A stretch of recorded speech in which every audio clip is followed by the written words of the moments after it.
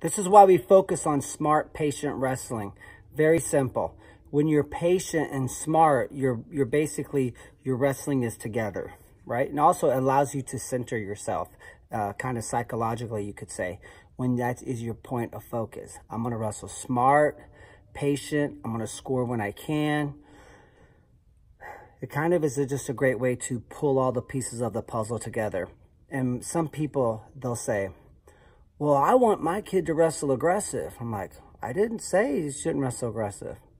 Well, you said to wrestle smart and patient. You know, you just kind of can't make stuff up, right? In your own head. Okay, go ahead. Have your kids charge and belly flop at the legs. See how it works. Just try it, right? Smart.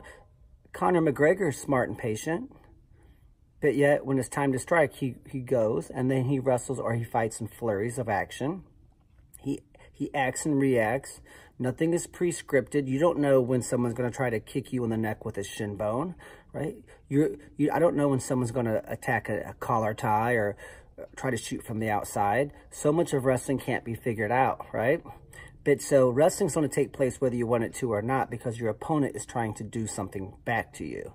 In an individual sport like Olympic diving or gymnastics, you don't have another opponent doing anything to you. So in wrestling, it's very important that we do take a smart, patient approach. We like to say be aggressive, but smart. We're managing risk, right? Be aggressive, but cautious. An MMA fighter is cautious. He's very aggressive when it's time, but he also, if he gets kicked in the neck with a shin bone, he can die. So he's cautious. He's smart, right? So we want to be very aggressive, aggressive but smart. And the phrase managed risk comes to mind, because now I am, it's like a quarterback turning over the football. If you score 4 touchdowns, but you gave up 7 interceptions, no one's going to want to hire you. See, we do that in wrestling though, right? We score a lot of points, but we don't even give a crap about how many points we give up. Well, in football or basketball or soccer or anything else, you do care. They actually look at it and pay attention to it. So that's what we like to do, is open our eyes up to. How about you start looking at how many points you gave up? How come you gave up your leg 17 times today in practice? Oh, I didn't even know it. Well, no, you didn't know it, because all you're coached to do is score, score, score, score, score. Don't you think it would be best to get 7 takedowns and give up 0 than to get 26 takedowns and give up 17? Yeah, that's the reason our approach is we would rather win 3-0 than 12-9, right? We don't want, 21 points scored in a match? That's sloppy, silly wrestling. Now, we want to win 12-0, and we're going to. But if I win 12-9, my odds of ever winning 12-0 against that opponent are very, very slim. But if I can learn to beat that opponent 3 or 4-0, and then start to peck away, now because my wrestling is solid, just like a good quarterback.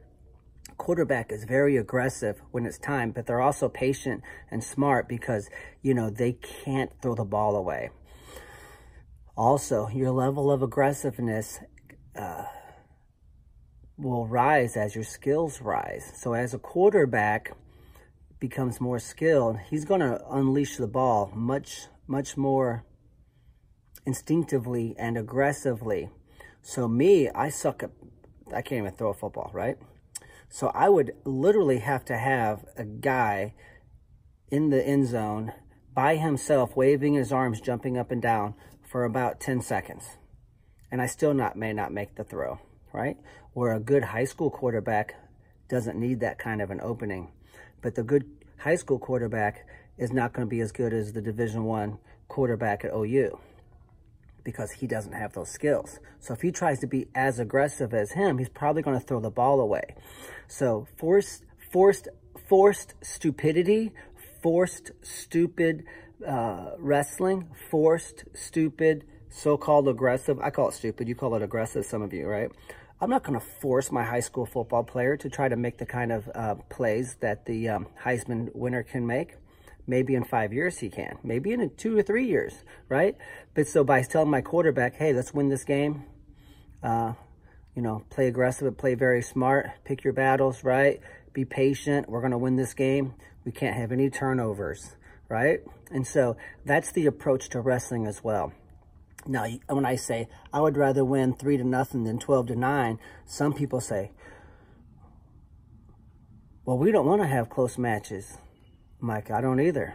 But if Kyle Snyder has close matches, your 9-year-old, your 18-year-old, your 14-year-old is going to have close matches. Jordan Burroughs has close matches, right? NCAA champions have close matches. Half of them, 99% of them aren't undefeated. They lost 2 weeks ago, but they won the NCAA title today and they had 3 close matches.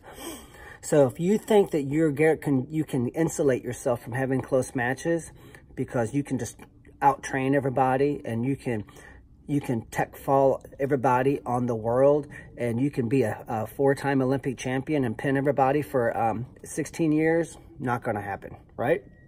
So accept the fact that there's going to be some close matches involved. And now how can I win these? I don't want to have close matches. And as my skill levels rise, my scores will open up. But I'm going to get very discouraged if I'm going out there and I'm turning the football over 7 times a game. Well, in football, they'll throw you on the bench. They'll say, you're not a good player. Go sit down. You're JV, right? Well, in wrestling, they'll still throw us out there because we're the varsity guy. But it's going to be very frustrating when you beat a state champion and then the next round in the semis, you lose to a JV kid.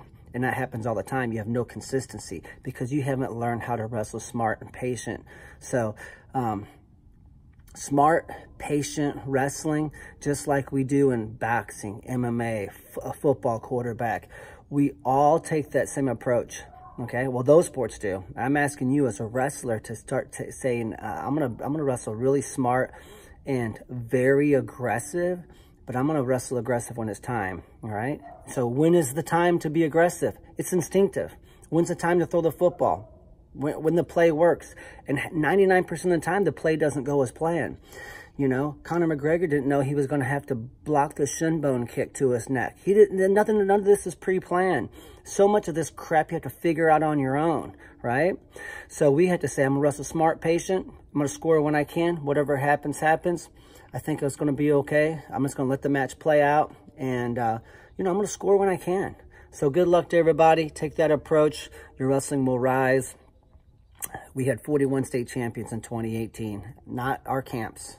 That's our academy kids we have constant year-round contact with, all right? And that's a truthful number. We don't count AAU state in Missouri, all right? That's cheating. We only count the USA series. We don't count midget state in Illinois. So some states have all these little auxiliary state tournaments. We don't do that. So that number 41 is a real number. And our kids wrestle smart and patient. And I don't know how many hit in the finals, probably another 20 or so, 25. So it's working. And if you take this approach, your wrestling will rise.